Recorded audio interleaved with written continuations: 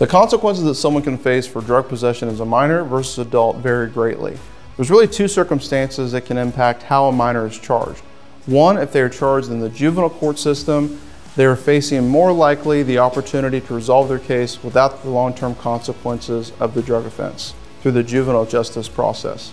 Alternatively, if a juvenile is suspected to be involved in very serious drug charges such as aggravated drug trafficking, they may be in a process where the state tries to use the youthful offender statute to take that juvenile and make them be charged, prosecuted, and potentially sentenced as an adult.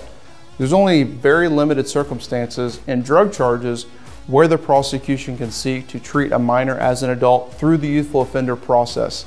And that is strictly limited to the most serious drug trafficking charges or drug charges that also involve crimes of violence, such as the use of a firearm in the commission of drug trafficking or something else that is seriously aggravating the circumstances.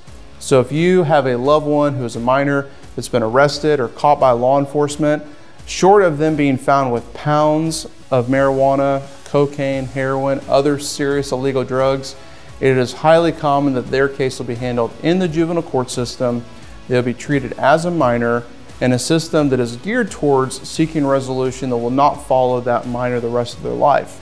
The criminal statutes used to prosecute a minor versus an adult are the same. However, the procedure and potential consequences vary greatly. When an adult is charged with drug trafficking or possession with intent to distribute drugs, they're facing felony charges and the great potential of prison time, including sentences upwards of 20 years potentially in some circumstances.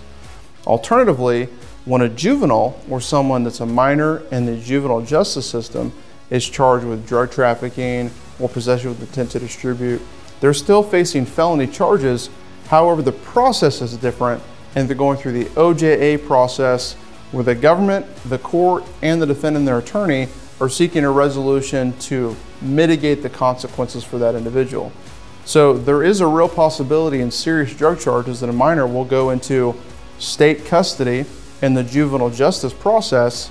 However, they will most likely not be facing prison time, felony conviction, things that will follow them the rest of their life. The gravest concern for most minors in serious drug charges is the potential for going into state OJA custody for a number of months or potentially over a year as a consequence of this case. So it's important when you have a loved one that's a minor charged with serious drug offenses that they work with an experienced defense attorney to try and mitigate the circumstance by either fighting the case, seeking dismissal, or potentially a resolution where they're going to avoid going into state custody and either have their case dismissed outright or work a plan that avoids going into custody as a consequence of their juvenile drug charges. In juvenile justice cases involving drug charges, really two potential outcomes that someone can face. One, the prosecution and the judge believes that this is a person that needs to be punished for the circumstance and may be facing a period of time in custody through juvenile affairs, which is an outcome that we always seek to avoid for our clients. There's really two ways that you can avoid that. One is through fighting the case and seeking a dismissal. And that leads to the second, and our goal, the most common outcome for our clients facing juvenile drug charges. Mitigating the circumstances in such a way that our clients avoid the negative consequences that come with these cases. When we're able to mitigate a circumstance for a juvenile's case, it can result in shorter periods of time of being under OJA supervision, less expensive probation terms, and also can result in a dismissal and getting this event behind our client and their family in a much shorter period of time. Early on in the defense of any of our juvenile clients facing drug charges, we really seek to do two things. One, our own independent investigation with our investigators on staff to help build a bigger picture of everything going on in the case. Because unfortunately, when law enforcement gets involved in many of these cases and circumstances, they only have the time and resources to identify one narrative and present that in a package to the prosecution to consider and evaluating the case. So the first step that we take is working with our investigator to talk to the relevant witnesses, parties, and identify the complete picture, potentially the narrative of innocence for our juvenile clients facing serious drug charges. Along with that process, our administrative staff and the attorney on that individual case will work with each client to help identify a path towards resolution. One of the things that we do on the path to resolution in juvenile cases is seek to identify ways that we can tell a bigger picture of who our client is.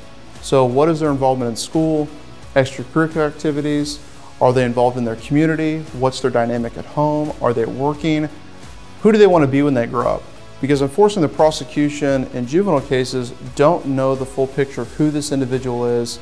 They typically only see what's in the police reports. And so it's our job as a defense team to build a picture of who this person is as a whole so we can present that and help build a plan for their future, not only while they're a juvenile, but beyond by having this case dismissed and not follow them the rest of their life.